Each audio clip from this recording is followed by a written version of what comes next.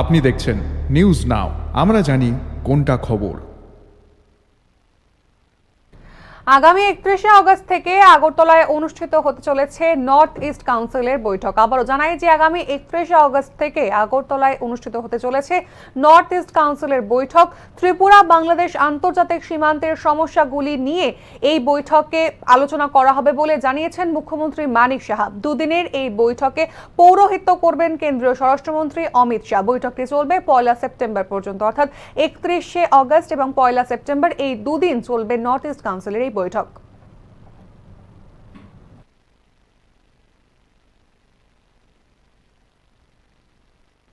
NEC বৈঠক আমাদের জন্য অত্যন্ত আনন্দের বিষয়। যতদিন ধরে তো আমরা শিলং, আসাম এইসব জায়গায় যেতাম, তো এইবার প্রথম ত্রিপুরাতে এনইসি বৈঠক হচ্ছে। আমাকে নিয়ে 7 জন আরও মুখ্যমন্ত্রী, 6 জন মুখ্যমন্ত্রী আরও আসবে এবং রাজ্যপালরাও আসবেন এবং মাননীয় হোম মিনিস্টার সাহেবও আছেন, ডোনার মিনিস্টার আসবেন। মানে এখানে আসার পর নর্থ ইস্টার্ন কাউন্সিলের কাজই হচ্ছে, ইভেন নেসাকেরও কাজ হচ্ছে এখানে স্পেসকে নিয়ে।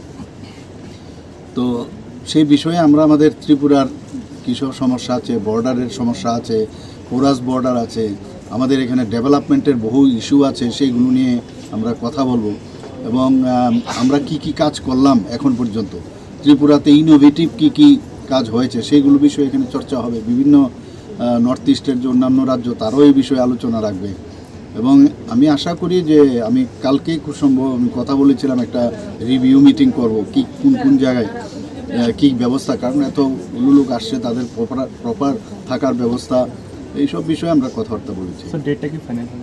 ডেটটা তো খুব সম্ভব 31 আর 1 দুদিনের পরে। ধন্যবাদ।